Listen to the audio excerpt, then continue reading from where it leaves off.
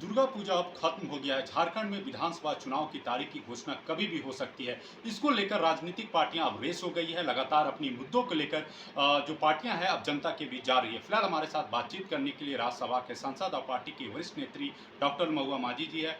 Madam, अब दशहरा खत्म हो गया है। 9 दिन तक पवित्र त्यौहार चला और खत्म हो गया, विसर्जन होना है। क्या लग रहा है चुनाव की तारीख की घोषणा कब हो सकती है?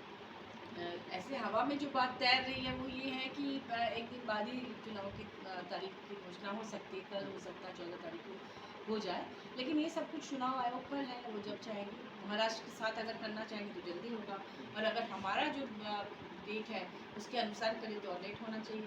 काम करने का और थोड़ा वक्त मिल जाएगा हमारी सरकार को, जिस तेज़ी से माननीय मुख्यमंत्री जी काम कर रहे हैं।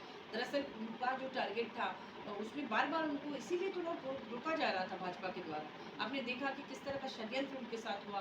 बिना सबूत के ईडी ने उनको 5 महीने तक जेल में रखा, और बाद में माननीय न्यायालय ने कहा कि नहीं, उनके खिलाफ कोई सबूत नहीं है। चुनाव से दूर रखने के लिए लोकसभा चुनाव तक पूरा चुनाव उनको अंदर रखा, लेकिन जनता समझदार है, उन्होंने समझ लिया। तो जो काम उनका बाकी है वो इसीलिए बाधित हो रहा है। जैसे शुरू में कोविड था तो 2.5 साल कोविड में डिस्टर्बेंस हुआ। अब कर रहे हैं तेज़ी से।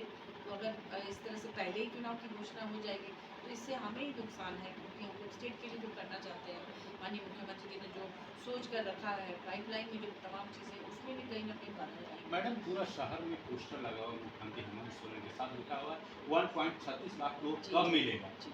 आप बीजेपी का कहना है कि जेएमएम पार्टी और कांग्रेस को बताना चाहिए किसका पैसा बकाई है, कब का पैसा बकाई है। कांग्रेस के कार्यकाल का पैसा अगर बकाया होगा तो कांग्रेस के कार्यकाल का जेएमएम पार्टी को बताना चाहिए।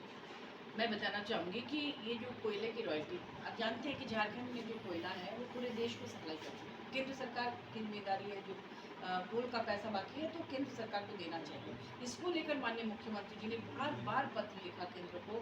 इसको लेकर मुख्यमंत्री जी के अलावा मैंने भी राज्यसभा में कई बार इस बात को उठाया कि झारखंड के कोयले की रॉयल्टी का 36,000 करोड़ दे दिया जाए, लेकिन वो लोग चुपचाप हैं। क्योंकि वो पैसा अगर मिल जाएगा तो यहाँ जितने भी बेरोजगार युवा हैं सबको नौकरी मिल जाएगी, सबको रोजगार मिल जाएगा। उस पैसे से झारखंड का डेवलपमेंट हो सकता है। उस पैसे से हम लोग क्या से क्या कर सकते हैं। 1,36,000 करोड़ इसके लिए क्यों नहीं सरकार दे रही है केंद्र सरकार? इसी के लिए माननीय अंतिम समय में जब सरकार का इस बार का कार्यकाल खत्म हो रहा है, उस समय में इसीलिए पोस्टर लगाया गया, कम से कम उसको देख के शर्म करे और उसको देखकर वो बकाया पैसा वापस करे, ताकि यहाँ के सभी युवाओं को रोजगार मिले। वर्तमान सरकार के पास आपकी विपक्ष बोल रहे हैं कि अब कोई मुद्दा ही नहीं बचा है। उन्होंने पूरे राज्य को लूटखंड बनाने का काम किया, यहाँ के खनिज संपदा को बेचने का काम किया। आपके पास कोई मुद्दा ही नहीं। विपक्ष लगातार आरोप लगा रहे हैं कि अब कैसे आप लोग चुनाव के बीच राज्य की जनता के पास जाएं? आपने जो आपके समय में जो मनरेगा घोटाला हुआ था, भाजपा के कार्यकाल में हुआ था, उसको आधार बना के उन्होंने हमारे माननीय मुख्यमंत्री जी के की जो पीएस थी, सेक्रेटरी थी, उनको उन्होंने अंदर किया। सोचा कि बहुत सारे राज उगले जाएंगे, लेकिन बाद में पता चला कि उनके पास जितने पैसे थे उन्होंने जहाँ जहाँ इन्वेस्ट किया था, जैसे पर्ल हॉस्पिटल जो है, वो क्या पल्स हॉस्पिटल जो है, वो हॉस्पिटल पूरी तरह से भाजपा के कार्यकाल में बना था। हमारे कार्यकाल में तो आते ही कोविड आया था, और कोविड आने के बाद वहाँ पर ट्रीटमेंट शुरू हुआ तमाम मरीजों का, तो वो सारा पैसा उनके कार्यकाल का था। तो जो भी पैसा उनके पास था मैक्सिमम सब कुछ उन्हीं के कार्यकाल का था।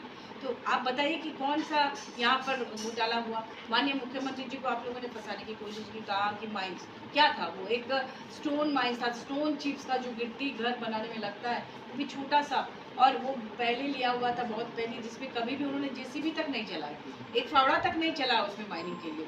तो उसको आप घोटाला कहेंगे? आपके यहाँ बड़े बड़े घोटाले के लोग बैठे हुए हैं, उन पर आप कार्रवाई नहीं करते। किसी को आप लोग गवर्नर बना देते हैं, किसी को कुछ बना देते हैं ताकि उन पर जाँच ना हो। तो ये तो बदनाम करने के लिए इस तरह की बातें उठाई जाती हैं, आपको भी पता है। मैडम, ये पहला लिस्ट कब जारी हो चुकी है? दशहरा खत्म हो गया, दशहरा कारण इंडिया गठबंधन की हुई थी। अब क्या लग रहा है कब तक लिस्ट जारी हो? देखिए, हवा में जो बातें तैर रही हैं उसके आधार पे लग रहा है कि 14 तारीख को हो सकता है कि आचार संहिता लग जाए और घोषणा हो जाए, कि डेट्स आ जाए। लेकिन कायदे से जो झारखंड का जो टाइम है, अगर उसको देखा जाए दिसंबर एंड में, तब तो अभी नहीं लगना चाहिए आचार संहिता, तो इससे हमारी सरकार को काम करने का और थोड़ा वक्त मिल जाएगा। लेकिन महाराष्ट्र के साथ अगर चुनाव करना चाहे तो मजबूरी में हमें भी इसको मानना पड़ेगा। जी देखिए, साफ तौर पर डॉक्टर महुआ माझी का कहना है कि झारखंड में चुनाव की घोषणा कभी हो जाएगी, लेकिन पार्टी पूरी तरह से तैयार है चुनाव लड़ने के लिए। अपने सहयोगी के साथ यशवंत कुमार, 99 न्यूज़ रांची।